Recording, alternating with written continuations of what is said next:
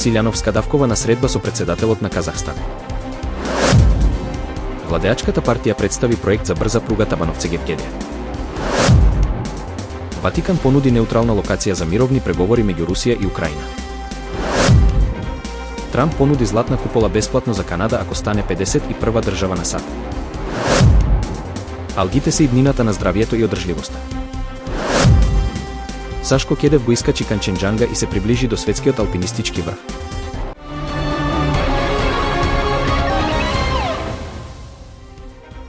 Председателката Гордана Силјановска Давкова денеска ќе се сретне со казахстанскиот председател Касим-Жомарт Токаев во рамки на нејзината работна посета на Казахстан. Таа ќе учествува на меѓународниот форум Астана 2025, каде што утре ќе има свое обраќање на пленарната сесија. Форумот, што се одржува на 29 и 30 мај под мотото Поврзување на умовите, обликување на иднината, ќе опфати теми поврзани со геополитика, климатски и економски предизвици. Меѓу говорниците се и Пол Кагаме, Андреј Пленковиќ, Бан Кимун и други светски лидери.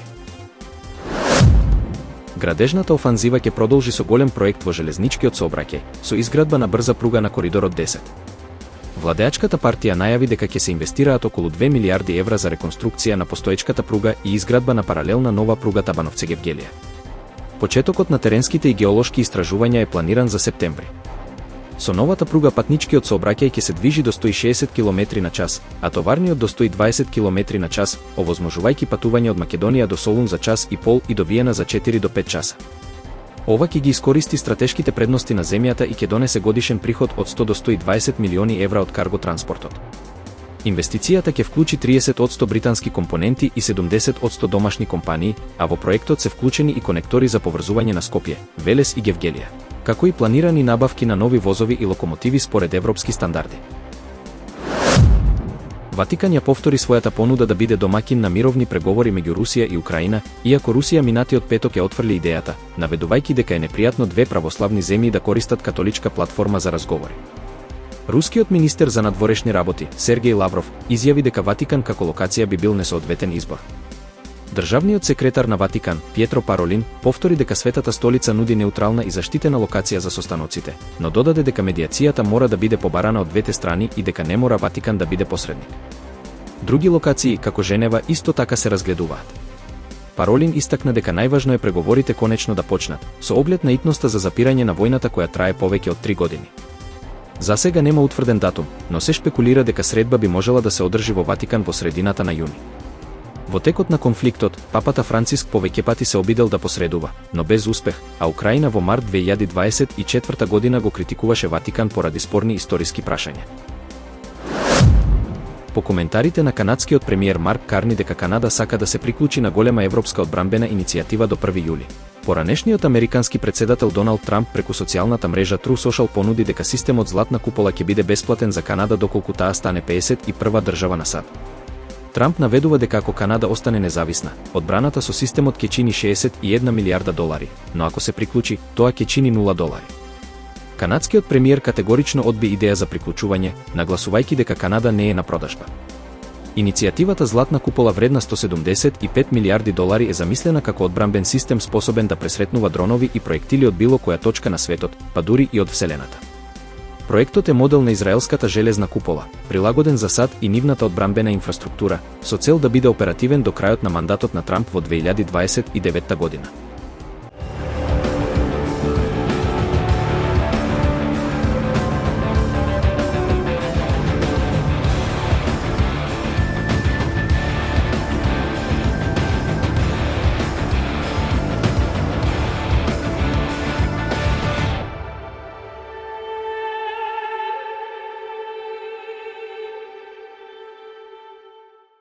Вистина е дека потрошувачката на масло од алги може значително да придонесе за здрава исхрана. Технологијата за добивање на ова масло е слична со онаа за етерични масла од растенија, а научниците гледаат голем потенцијал во алгите како прехранбен и енергетски ресурс. Вистина е дека алгите се исклучително богати со омега-3 масни киселини, кои се од суштинско значење за човековото здравје. Истражувањата покажуваат дека редовната консумација на алги го намалува ризикот од кардиоваскуларни болести, ги ублажува воспалителните процеси и ја подобрува мозочната функција. Покрај тоа, маслото од алги се разгледува и како одржлива алтернатива за гориво, односно како биодизел или биокерозин. Вистина е дека во 1 килограм алги има количина на минерали колку во 100.000 литри морска вода. Тие селективно апсорбираат минерали и олигоелементи, што им дава висока терапевтска вредност. Затоа се користат не само во исхраната, туку и во козметиката и естетската медицина, во форма на маски, капсули и разни други препарати. Вистина е дека алгите представуваат и еколошки одржлив ресурс, бидејќи нивното одгледување не бара плодна почва, пестициди ниту свежа вода. Тоа ги прави идеални за употреба во услови на климатски промени и недостиг на земјоделски ресурси. Алгите може да се одгледуваат и во индустријски резервоари или морски фарми, што овозможува контролиран и ефикасен начин на производство. Вистина е дека алгите веќе се користат во многу азиски земји како дел од традиционалната исхрана, но и во современите здравствени трендови на Западот. Нивната разновидност овозможува употреба во различни форми, како додатоци во оброци, во прав, сушени или како додаток во смути и енергетски пијалоци. Расте интересот и за нивна примена како природен заситувач или детоксикацијски елемент во диети.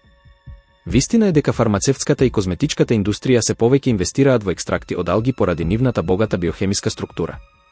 Освен што ја подобруваат еластичноста и хидратацијата на кожата, тие имаат антиоксидативни својства кои се корисни во борбата против старењето. Тоа објаснува зошто се наоѓаат во се повеќе креми, серуми и нутрикозметички додатоци. Вистина е дека иднината на алгите како глобален ресурс допрва се отвора. Истражувањата продолжуваат во насока на идентификување на најсоодветните видови за различна примена, од храна и лекови до горива. Доколку се искористат на правилен начин, алгите може да бидат клучен фактор во одржувањето на здравието, економијата и животната средина.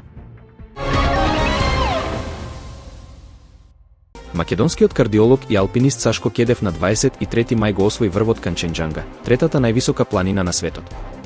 Тој беше дел од меѓународната експедиција Имаџин Непал составена од 10 алпинисти, која успешно го искачи овој импресивен хималајски врв. Со овој подвиг, Кедев го запиша својот 13-8-илјадник, врв повисок од 8.000 метри, а сега му останува уште еден, Гашербрум први, за да ги комплетира сите 14 највисоки врвови на Хималаите. Тоа ќе го вброи меѓу ретките алпинисти во светот што го постигнале овој исклучително тежок и престижен планинарски предизвик.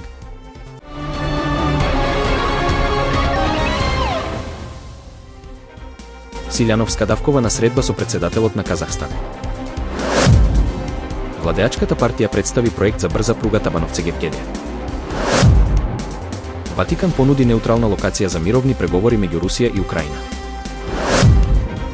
Трамп понуди златна купола бесплатно за Канада ако стане 51-ва држава на САД. Алгите се иднината на здравието и одржливоста. Сашко Кедев го искачи Канченџанга и се приближи до светскиот алпинистички врв.